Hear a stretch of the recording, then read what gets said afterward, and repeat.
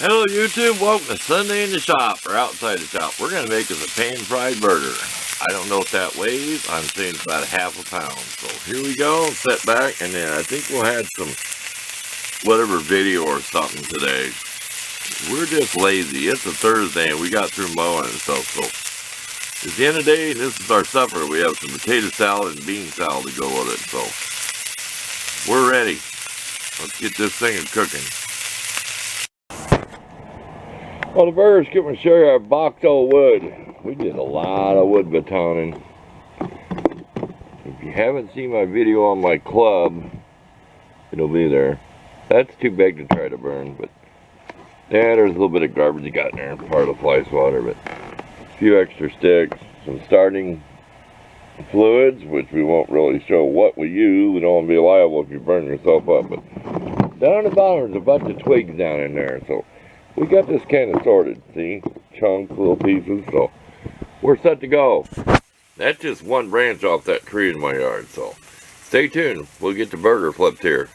Okay, we flipped it to side 2, this is side 1. And I'm not afraid to use a little water if my pan starts sticking. That's up to you. Everybody has their own opinions on cast iron, but this is a very good this is a very good well-seasoned 6-inch Wagner wire pan, so I think I could gamble putting a little water on it. People say you can't put water in there, asking how they make chicken gravy to get all the crumblies unstuck. Think about it. Think about it.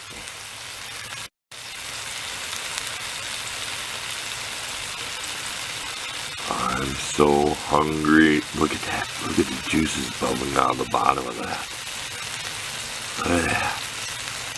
Let's look at the fire. The fire is not even burning much. See it? It's kind of smoldering down. I need to open it up. Battery symbol's low. We got to get this video done here in this little bitty clip. Now that's a fire. We got her going now. We're hungry. Get this thing cooked. You don't want to overheat stuff though. Take your time. This is something I do on the pan burgers. The barbecue, you know they're done. I just poke like a little hole in there. You know, and then I watch the juices come out and study it, and then that'll let you know whether it's done, because we like our stuff well done. So we're still cooking side 2. We just had to give you a shot of it. It's just so yummy looking. See the juices running out of there, and we're still cooking side 2. See that? You could also do it on the other side. I said the barbecue, I know they're gonna be done, but this is in the pan, and don't be afraid to add a little water to keep cooking if it's gotten too crispy. Like I said, do it on your own. I know there's people, they just freak out about putting water in a cast iron skillet. That just looks too good. This is torture. It's torturing me, and I'm the one gonna get to eat it. Starting to stick a little, add some water, because that had the seasoning, and the seasonings, believe me, like bacon, it'll stick to your pan. So that's why I choose a bubble lamp with water on it. Plus it helps it cook. I've always done this when I was a kid on the stove, but I never was interested to do it with an electric burner. When we had a gas stove when I was a kid, I was more interested in cooking on it, because I could control the heat. Electric burner, you turn it down, you have to take it off there and let the burner cool down. You know what I mean if you cooked anything on either one. I gotta quit coming in with these shots like this. Well, I'm getting hungry, and I got a little bit of store-bought potato salad and a can of bean salad. Comes in a can. Get to eat with it. This is side 2. We flipped it. You can tell we're starting to stick a little bit. So I had to add the water. So that's what you gotta do. And I never have to wash this pan. When I'm doing this pan, I wipe it out with paper towels and I hang it on the wall. Seriously, this pan hardly ever got washed in this thing. Flies are everywhere as soon as you start cooking. Okay, we're back on side 2 down again, side 1 up. We're just finishing up. It's almost done. So I like my food well cooked. So once that water disappears that I got in there, it'll be cooked. Because the water actually helps it cook. You're almost steaming the burger. You can put a lid on this too. Just remember, you can put a lid on here and it'll cook a little faster, but this does not take that long. It's actually easier than starting a barbecue. Said 6-inch Wagner wire skillet. This top is what, 9 inches? Here you go. We'll be back with some video clips or something, and we'll let you know how we're going to finish the day off. Okay, quick tip. We'll put this on 2 paper plates stuck together, and we'll put that on a glass plate. We'll just set it off in our microwave, and that way the grease will drip out of this thing, okay? And then you can wash the glass plate. But the paper plate will absorb the grease. I don't like using paper towels because they'll stick to food items, so. You see the water, though I'd say the water is done. There you go. Stay tuned for something else. Okay, we're going to process this. We'll show you how we got it in our vise. It's just so handy. It'll go a little bit bigger than this, but it doesn't open real wide. We got our trash can to put all our twigs in. Anything that's like this size, we're saving. That we probably won't save because we have a little handful of that. So let's get busy. I don't know if you could tell I've showed that tree before from a distance, but we're slowly getting it. Slowly getting some of the branches out of it. Okay, let's get to work. Bring you back when this is all cut up. Well, we're making good progress. See how we take all the twigs off? And you see over on top of the trash can there, all the pile of little sticks. The twigs go down in the trash. So like this whole thing, we got to process yet. We got a couple more.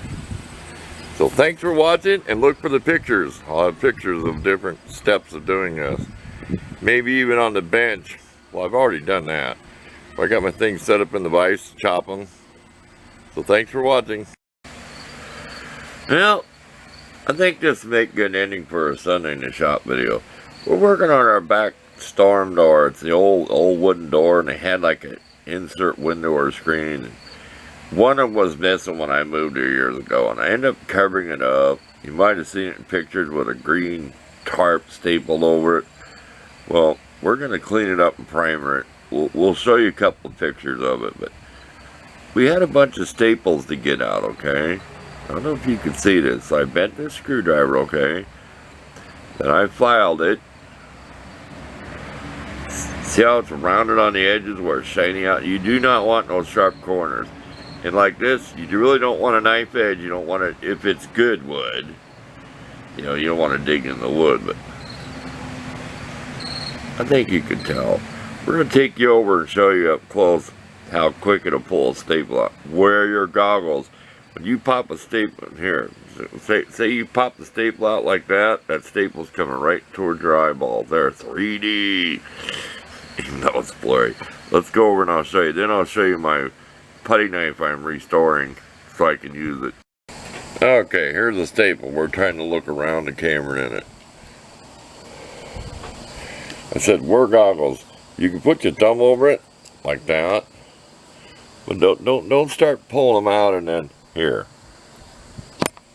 But let's say you're doing this, it could pop out. But if it catches like that in one leg, just kind of put your thumb over it. There. Hope this isn't up too close.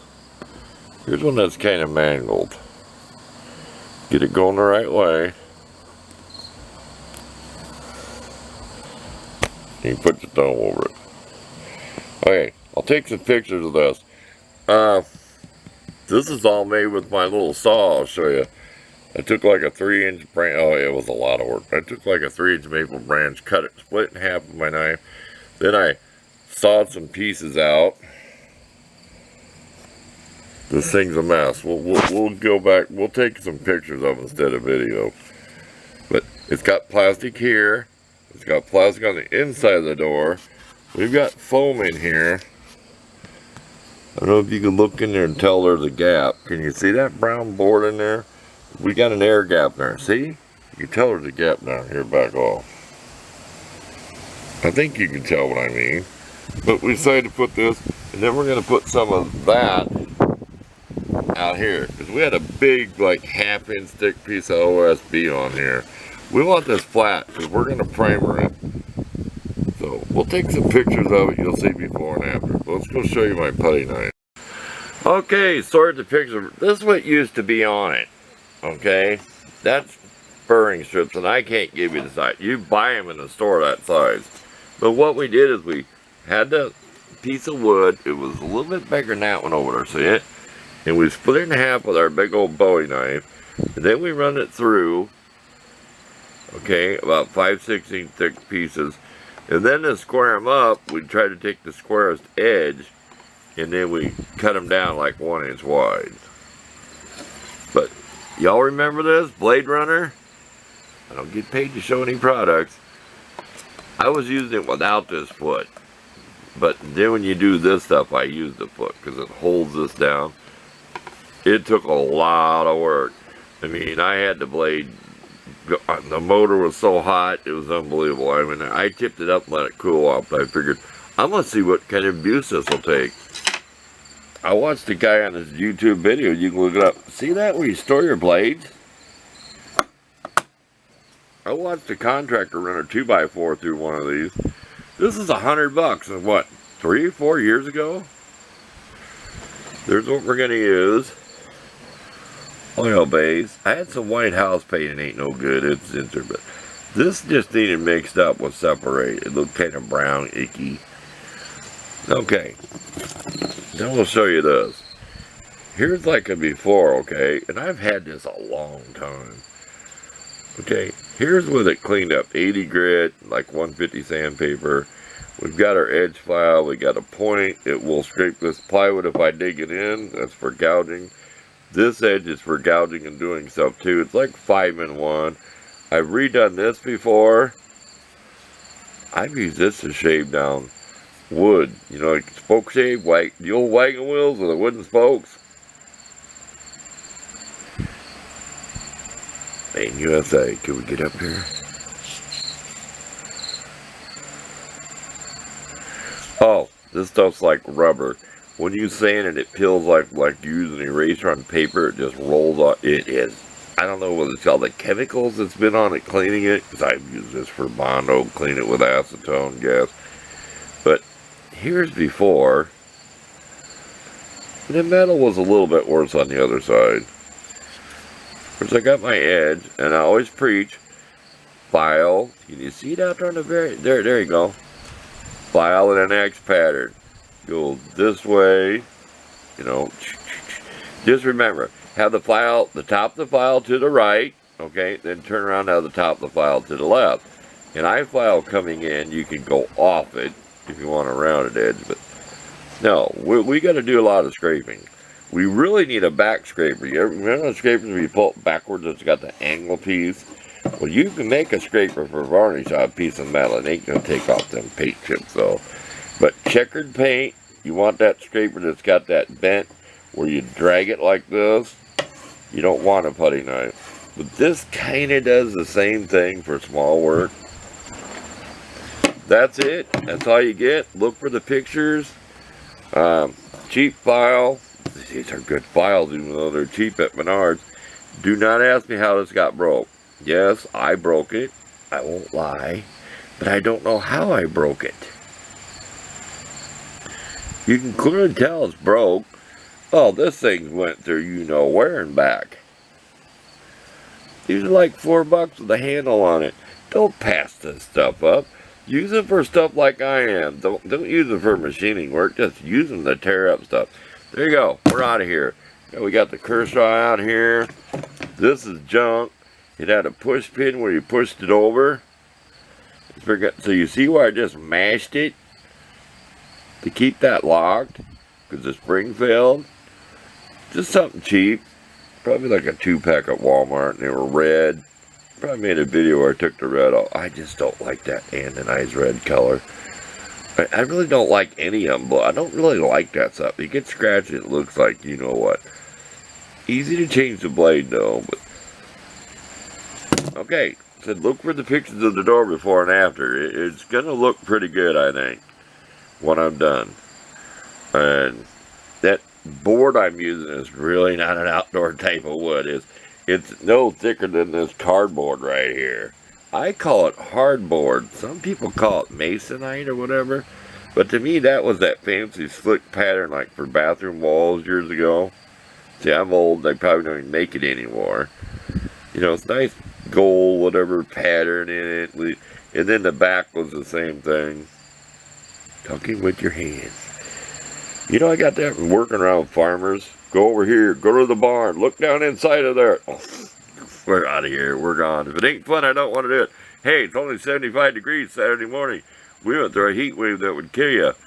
I'm sure if you watch the weather, you know, 115 degree heat indexes. And I didn't get a Sunday video posted last week. Well, we ain't going to go into that, but we're going to have one this time. So you're watching it right now. Well, we put on 2 heavy coats, but we got too sweaty. We had to strip back down to a t-shirt. That's just the painter's joke. I did the Bob Ross crisscross thing on that brown board to get the paint on, and then I would horizontal blend it, smooth it out. That way you get slap a lot of paint, and that's painted like 3 times.